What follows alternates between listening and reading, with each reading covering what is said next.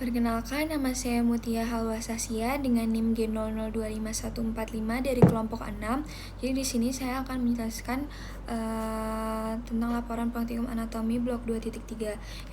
Laporan yang pertama ada Pak Harjo, seorang pria berusia 68 tahun, ke dokter dengan keluhan gerakan tubuh yang makin lambat, kaku pada otot, dan tangan kanannya sering bergetar sendiri karena saat sedang santai atau resting tremor. Nah, dokter mendiagnosis Pak Harjo menderita penyakit Parkinson, yaitu penyakit neurodegeneratif yang merusak pusat kendali gerak motorik di otak. Pertanyaan yang pertama, ada penyakit Parkinson berkaitan erat dengan kerusakan substansia nigra. Nah, di sini akan menjelaskan substansi anatomi dari substansia nigra. Oke, yang pertama, substansia nigra ini berarti substansia hitam. Nah, karena daerah ini itu mengandung pigmen melanin yang membuat warnanya tampak lebih gelap dibanding jaringan sekitarnya.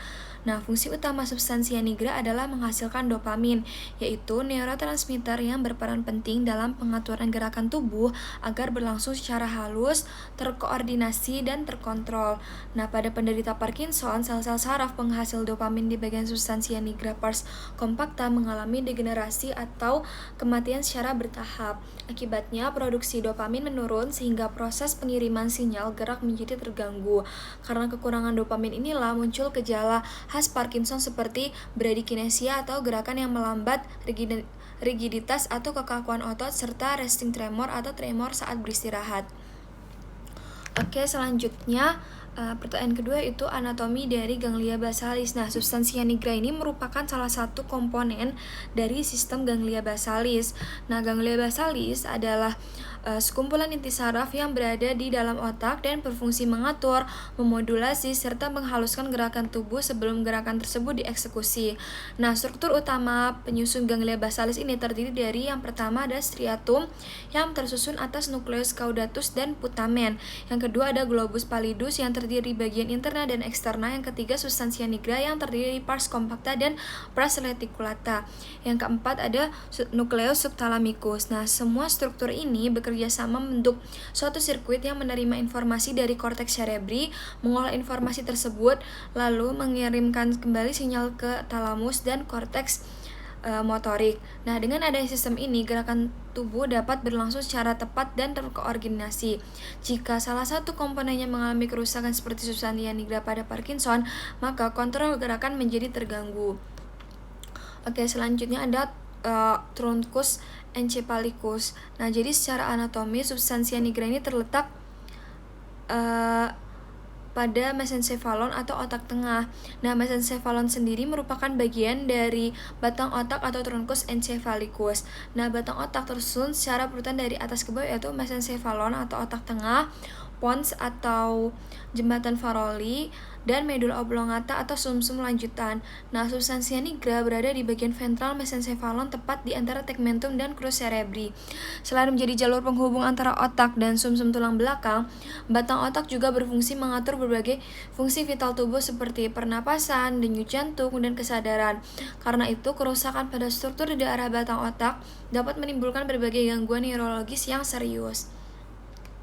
Jadi kesimpulannya, penyakit Parkinson ini terjadi akibat degenerasi sel saraf penghasil dopamin pada substansia nigra pars compacta.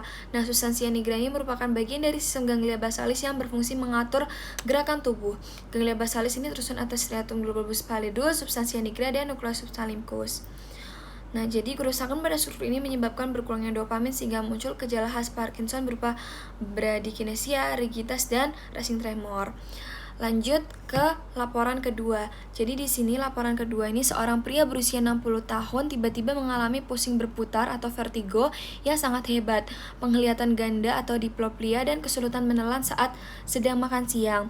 Ia juga merasakan separuh badan kirinya mendadak lemas. Keluarga segera membawanya ke IGD. Setelah dilakukan pemeriksaan CT scan kepala, dokter mendiagnosis Pak Joko mengalami stroke batang otak akibat adanya penyumbatan pada pembuluh darah. Yang pertama di sini yang saya akan jelaskan adalah vaskularisasi arteriosus Willisi. Nah, jadi pada gambar ini ditunjukkan sistem vaskularisasi otak yang dikenal sebagai Circulus arteriosus Willisi atau Circle of Willis. Struktur ini merupakan suatu lingkaran anastomosis arteri yang terletak di dasar otak atau basis cerebri dan berfungsi sebagai jalur kolateral untuk menjaga suplai darah ke otak. Nah, pada bagian paling depan terdapat arteri cerebri anterior kanan dan kiri atau ACA yang menyuplai permukaan medial lobus frontal dan parietal. Kedua arteri ini dihubungkan oleh arteri komunikans anterior sehingga membentuk bagian anterior dari Circulus Willis. Selanjutnya di sisi kanan dan kiri terdapat arteri karotis interna yang merupakan sumber utama aliran darah dari sistem karotis interna menuju bagian otak bagian anterior. Arteri ini masuk ke rongga kranium berkontribusi dalam pembentukan Circulus Willis. Di bagian posterior terdapat arteri cerebri posterior kanan dan kiri atau PCA yang berasal dari sistem vertebrobasilar. Arteri ini berfungsi menyuplai lobus occipital serta bagian inferior lobus temporal yang berperan dalam fungsi penglihatan.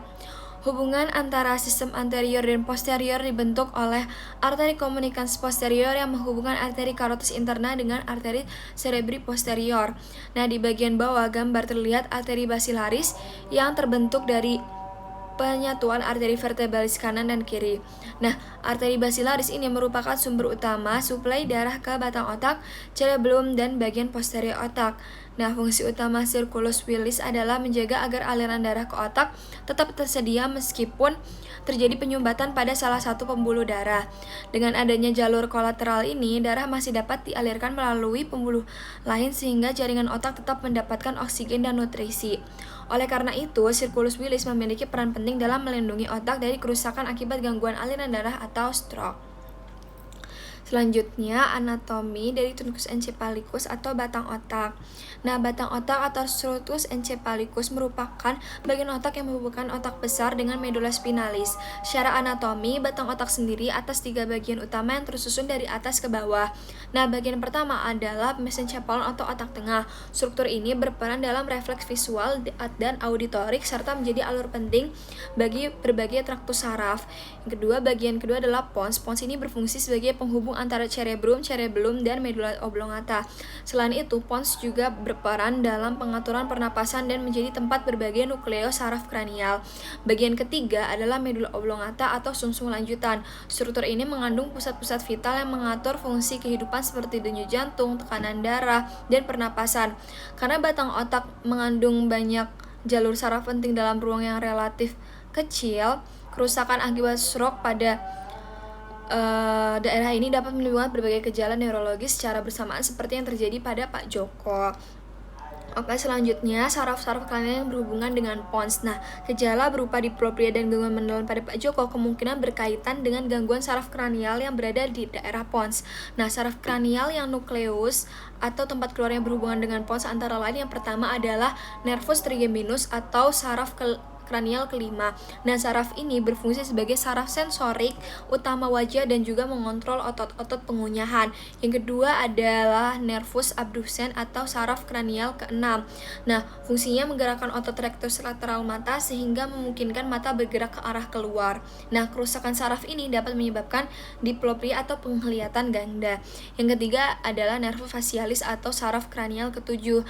Nah, saraf ini berfungsi mengontrol otot ekspresi wajah sebagai fungsi pengecapan lidah serta produksi air mata dan saliva. Yang keempat adalah nervus vestibulo-cochlearis atau saraf kranial ke-8. Nah, saraf ini berperan dalam fungsi pendengaran dan keseimbangan. Gangguan pada saraf ini dapat menimbulkan vertigo seperti yang dialami Pak Joko. Selain itu, meskipun pusat utama nervus glossopharyngeus dan nervus vagus berada di medula oblongata, gangguan jalur saraf pada batang otak juga dapat menyebabkan kesulitan menelan atau disfagia.